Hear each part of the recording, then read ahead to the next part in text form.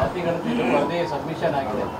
ನಿಮ್ಮ ಸಮುದಾಯದ 70 ಲಕ್ಷ ಅಂತ ಹೇಳ್ತಿದ್ದಾರೆ. ಸೊ ಈ ಸಂಖ್ಯೆ ಆಧಾರದ ಮೇಲೆ ನೀವು ಲೋಕಸಭೆಯಲ್ಲಿ ಎಷ್ಟು ಸ್ಥಾನ ಕೇಳ್ತೀರಿ? ನಾವು ಆಲ್ರೆಡಿ 3 ಸ್ಥಾನ ಕೇಳಿದ್ದೀವಿ. ನಾವು ಬೆಂಗಳೂರು ಸೆಂಟ್ರಲಲ್ಲಿ ಕೇಳಿದ್ದೀವಿ, ಹಾವೇರಿಯಲ್ಲಿ ಕೇಳಿದ್ದೀವಿ, ಬೀದರಲ್ಲಿ ಕೇಳಿದ್ದೀವಿ.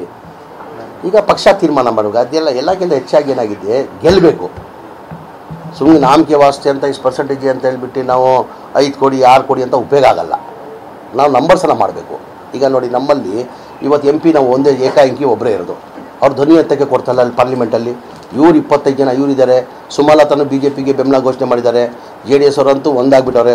BJPಗೆ ಈಗ JDS ಹೆಂಗಾಗಿದೆ ಅಂದರೆ ಸೆಕ್ಯುಲರ್ ಪಕ್ಷ ಇದ್ದಿದ್ದು BJPಯಿಂದ ಮೇಲಿದ್ದಾರೆ ಅವರು. ಕುಮಾರಸ್ವಾಮಿ ಅವರು ಅಷ್ಟು ಕಟ್ಟರಾಗ್ಬಿಟ್ಟಿದ್ದಾರೆ ಅವರು. ಕರೆಕ್ಟಾ?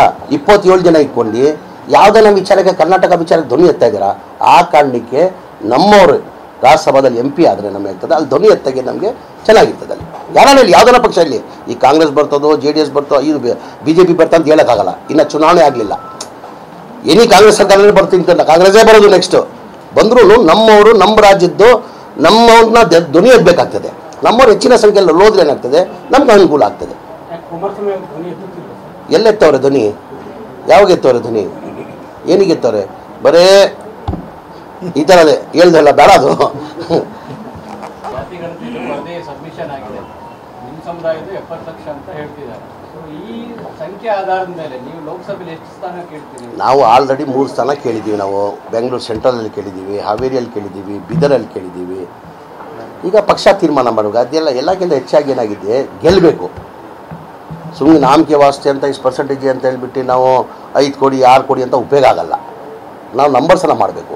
ಈಗ ನೋಡಿ, ನಮ್ಮಲ್ಲಿ ಇವತ್ತು MP ನಾವು ಒಂದೇ ಏಕಾಂಕಿ ಒಬ್ಬರೇ ಇರೋದು. ಅವ್ರು ಧ್ವನಿ ಎತ್ತಕ್ಕೆ ಕೊಡ್ತಲ್ಲ ಅಲ್ಲಿ ಪಾರ್ಲಿಮೆಂಟಲ್ಲಿ. ಇವ್ರು 25 ಜನ ಇವರಿದ್ದಾರೆ. ಸುಮಲತನು BJPಗೆ ಬೆಂಬಲ ಘೋಷಣೆ ಮಾಡಿದ್ದಾರೆ. JDS ಅವರಂತೂ ಒಂದಾಗ್ಬಿಟ್ಟವ್ರೆ. BJPಗೆ ಈಗ JDS ಹೆಂಗಾಗಿದೆ ಅಂದರೆ ಸೆಕ್ಯುಲರ್ ಪಕ್ಷ ಇದ್ದಿದ್ದು BJPಯಿಂದ ಮೇಲಿದ್ದಾರೆ ಅವರು. ಕುಮಾರಸ್ವಾಮಿ ಅವರು ಅಷ್ಟು ಕಟ್ಟರಾಗ್ಬಿಟ್ಟಿದ್ದಾರೆ ಅವರು. ಕರೆಕ್ಟಾ?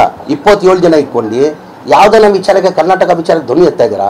ಆ ಕಾರಣಕ್ಕೆ ನಮ್ಮವರು ರಾಜ್ಯಸಭಾದಲ್ಲಿ MP ಆದರೆ ನಮಗೆ ಆಗ್ತದೆ, ಅಲ್ಲಿ ಧ್ವನಿ ಎತ್ತಾಗೆ ನಮಗೆ ಚೆನ್ನಾಗಿರ್ತದೆ. ಅಲ್ಲಿ ಯಾರಲ್ಲಿ ಯಾವುದನ್ನ ಪಕ್ಷ ಇಲ್ಲಿ ಈ ಕಾಂಗ್ರೆಸ್ ಬರ್ತದೋ JDS ಬರ್ತೋ, ಇದು BJP ಬರ್ತಾ ಅಂತ ಹೇಳೋಕ್ಕಾಗಲ್ಲ. ಇನ್ನು ಚುನಾವಣೆ ಆಗಲಿಲ್ಲ.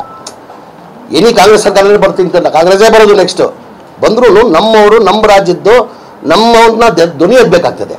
ನಮ್ಮವ್ರು ಹೆಚ್ಚಿನ ಸಂಖ್ಯೆಯಲ್ಲಿ ಹೋದ್ರೆ ಏನಾಗ್ತದೆ, ನಮ್ಗೆ ಅನುಕೂಲ ಆಗ್ತದೆ. ಎಲ್ಲೆತ್ತವ್ರೆ ಧ್ವನಿ? ಯಾವಾಗ ಎತ್ತವ್ರೆ ಧ್ವನಿ? ಏನಿಗೆ ಎತ್ತವ್ರೆ?